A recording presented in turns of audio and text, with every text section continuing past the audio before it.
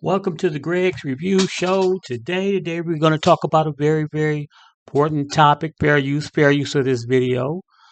Please support us through Cash App, GRC, $mantrap. Any donation would be greatly appreciated. Thumbs up, like and share this video. Subscribe, hit that subscribe button.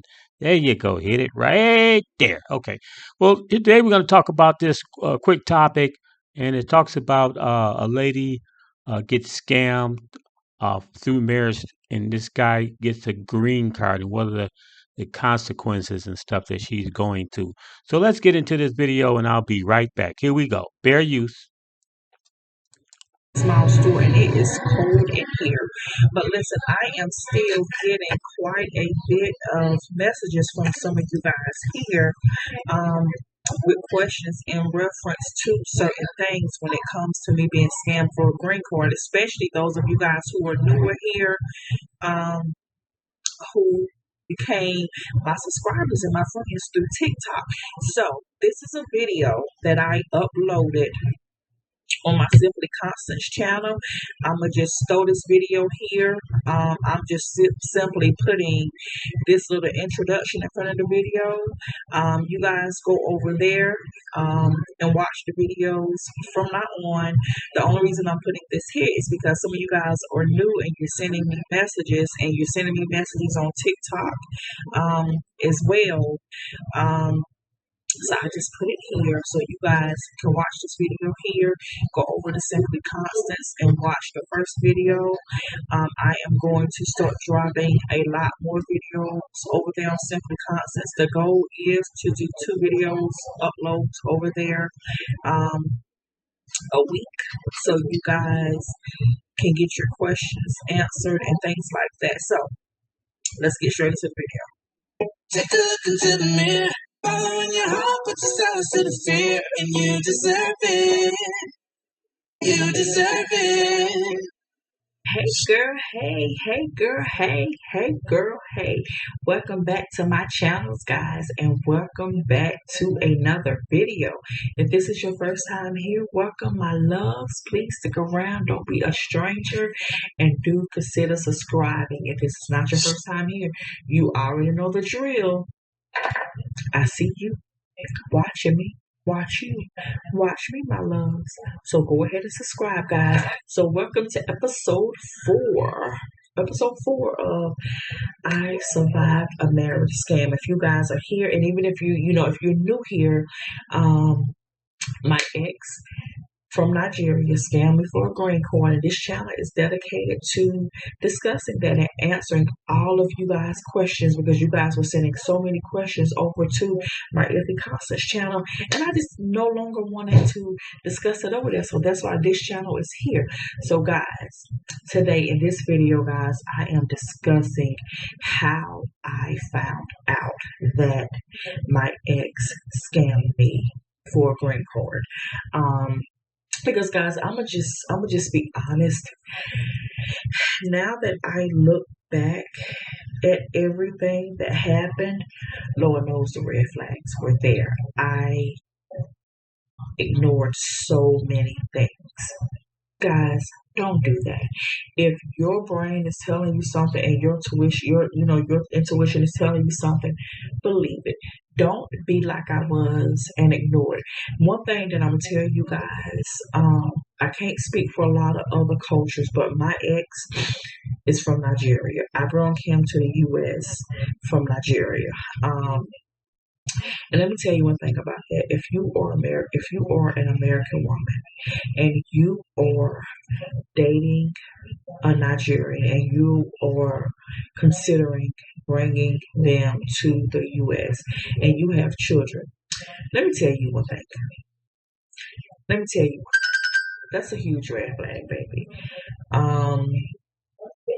I don't know of one situation where a Nigerian man would marry a Nigerian woman who has a child that does not belong to him.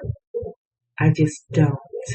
I don't know of one situation where a Nigerian man is here in the United States and is settled, and would marry an American woman who has a child that's not his unless there's some type of agreement and arrangement.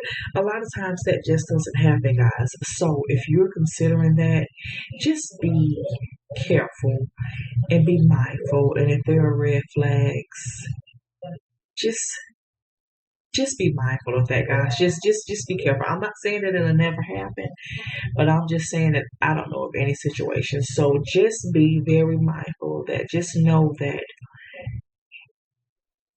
they most of them they just won't. They just won't. Especially if you're much older than him. Baby, don't do that to yourself. You know, you might be in your 40s and he's in his 20s. Girl, don't do that. Okay? That ain't it. That's not gonna work. As soon as they get here and those conditions come off their green card and your marriage hit that 5 year mark, he's going to act all the way up. And he'll probably try to do you like my ex tried to do me to qualify for VAWA, Violence Against Women Act. It don't just cover men. I mean women, it covers men too. That's why he was trying to do a lot of certain things to try to say that he qualified for that, to try to put me in the light of being someone that I wasn't, but I'll discuss it in another video. Just look at those red flags and don't ignore them. But let me get to this video, guys.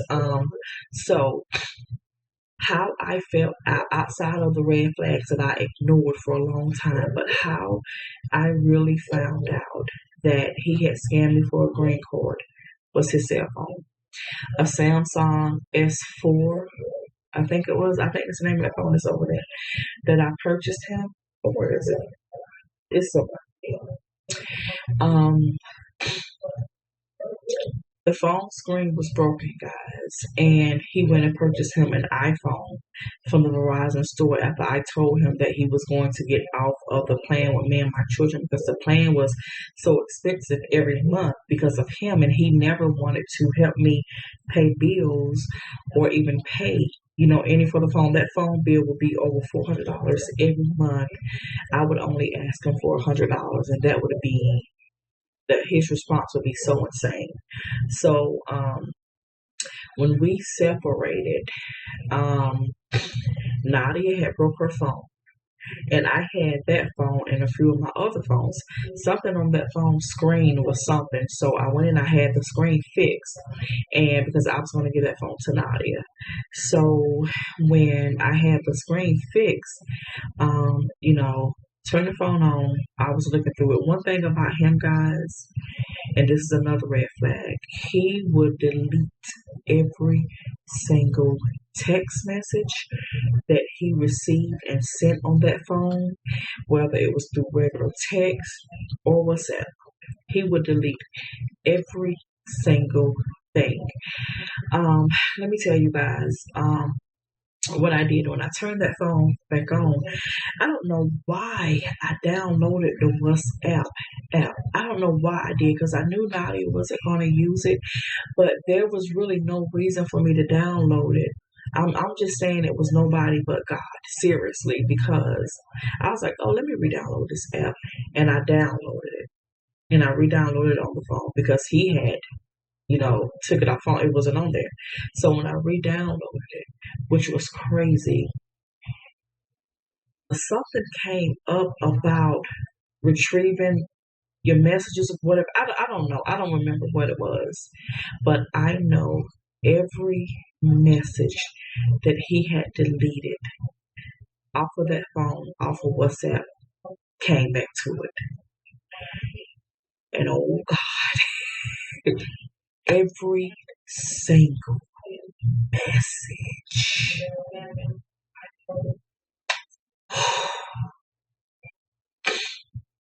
And I started reading. At that time, I was very pregnant with my twins, guys. Ooh. Girl,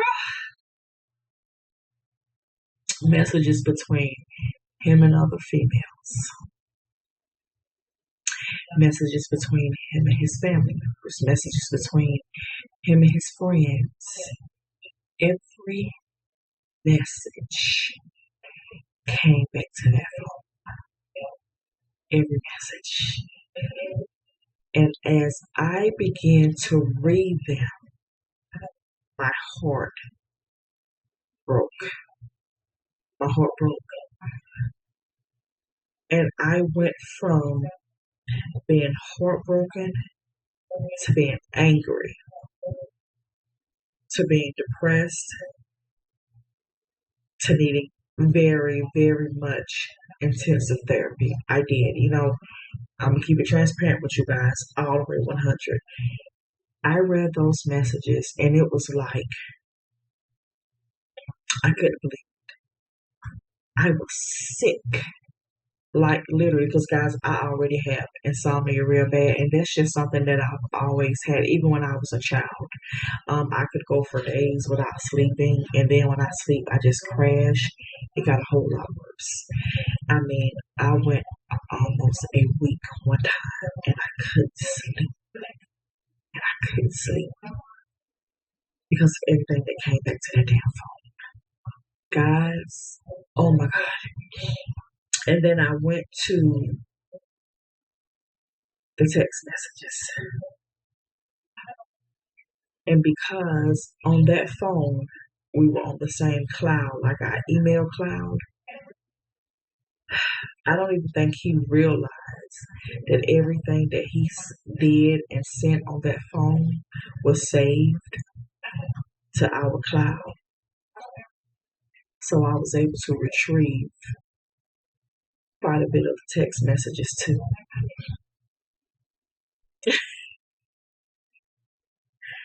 Baby, that phone told me everything.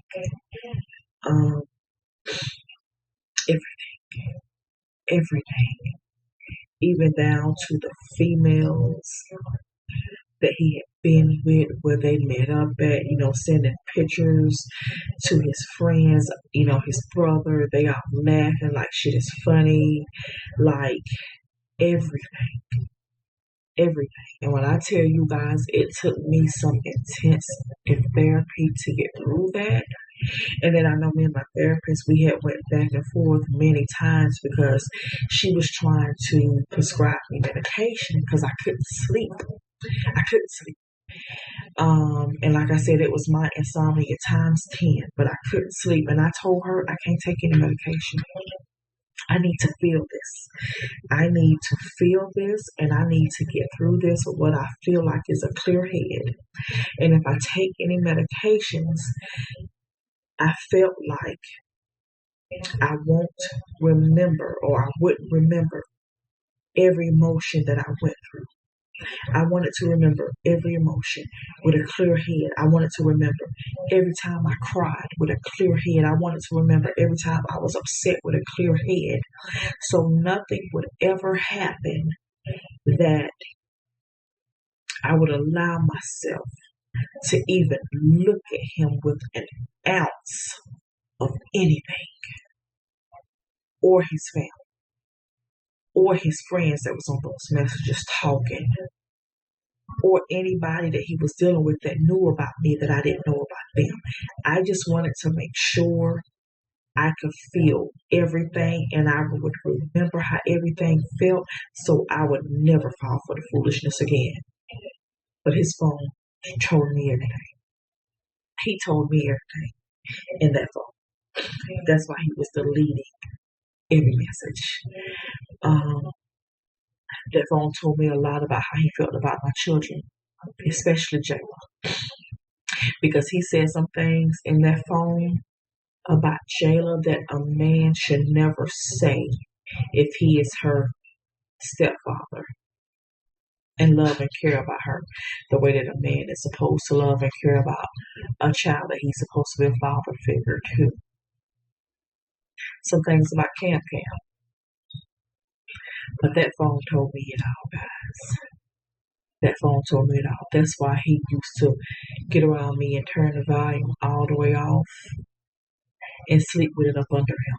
or sleep with pants on, sweatpants on, and keep it in his pocket. And in your car, your car, most new cars now, your messages and everything, come up in your phone. He didn't connect his phone to his car or nothing. But those red flags are there. It was so much stuff in that phone. That's how I found out about that phone. And I said that was nobody but God. Even okay, guys, I'm back. But yeah, that phone, that phone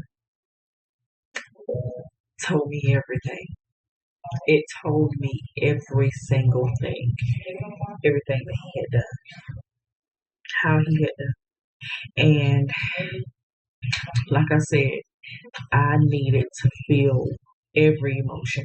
And I think that's why when I became so public about everything, I think that's why, well, that's half of the reason why I was so loud and I was so public with it. Other than, me becoming public because he was lying and trying to run all those narratives out there about me. But I think that everything that was in that phone that I retrieved, guys, that phone. If you were dealing with one and they get upset when you touch their phone, it's a reason why. And I'm gonna tell you, if you ain't ready to really learn about who you're with, when those messages come through and you can get to that phone, you may not want to read them. But I asked God at that time, God, reveal to me everything that I need to know. And God never let me down. And I needed to see everything in that phone. So God showed it to me. So I would know not to never in life look at him with any type of nothing. With nothing. Not to care. Like with nothing. That's why, I tell people what I used to tell people who used to always up and running back and telling me stuff that they seen him do or heard him say or whatever. I don't care. Because I know exactly who he is. And I don't care. It's somebody else's turn to find out. Because I'm done. But that phone let me know everything. That phone let me know how he not only felt about me, how he felt about my children, how he felt about Americans, period. Especially white people. That's why I be so tickled when everything that he is doing and everything that he needs, he leans on white people. But he don't even like white people, So that was, mind blowing to me. But if he feels that he can use someone to get to where he needs to be, he's going to do it. He has no respect for American women. But if he feels that he can use them to get to where he needs to be, he's going to do it. The only thing that he wants American women for is sex and money. And to cook for him. That's all. That's all. He doesn't want them for anything else. With him, it's all a game. He doesn't have the capability of loving someone and caring about someone the way that you should love and care about in a relationship. Because he wasn't raised to be that way. And that's why when people ask me, am I mad? I said, no, I'm not mad at him at all. First of all, I feel sorry for him. Will I ever in life even speak to him with any type of respect and have any type of relationship with him? Hell no. Do I miss anything about being around him? Hell no, because he was like this dark cloud that loomed around me. Was never an issue with anything. When his ass got here, as soon as he started working and I helped him get his car and he can get around and meet people, their phones went on silent. He lied and said that he couldn't remember his password to his Facebook page. So he had to start a new Facebook page. On his new Facebook page, there was no like no glimpse of me. So people, you couldn't see that he was married because there was no nothing. There was even if like he made a post on Mother's Day or Valentine's Day or anything like that, it would never be a post just to me. It was always a post with his mom and his sister and his aunties in Nigeria added to it to make it seem like he is saying, Happy Mother's Day or Happy Valentine's Day or whatever to, his mom and his sisters and his aunt. Fair use of this video again. This young lady talks about her scam that she met a Nigerian guy overseas and got married to him, and he scammed her only for a green card and sex and money. So, ladies and gentlemen, especially the ladies and guys, be very careful who you meet out there, especially on the internet, online dating services. Please, please, whatever you do, don't send any money. Don't give out any personal information. That's very, very important. Once these guys wheel you in, they'll wheel you around like a mule. You'll become a mule. Well, they'll send money into your account and they extract money from your account. So, whatever you do, ladies and gentlemen, don't be fooled by these Nigerians or Ugandas or South Americas or even in America. Be very careful who you deal with. Never give out any personal information. Never send any money. Do a background check on this cat or her if they live in the United States and take your time. That's the best thing I can tell you. Take your time, pray, ask God to give you an intuition. But don't be fooled like this lady because she's giving you guys some inside scoops that you got to be careful out. Unfortunately, she got scammed with for a green card. I think she said she got 2 kids by this rascal, and it hurt her. You can see right now she's hurting by this situation. So fair use to this video, and like and thumbs up. Please support us through Cash App. That's GRC $ mantrap. Any donation would be greatly appreciated. Thumbs up, thumbs up. Subscribe to this channel right there. Hit that subscribe button. There you go. And I'll see you next week with a wonderful, wonderful topic. And the Lord say the same. I'll see you next week. Bye bye.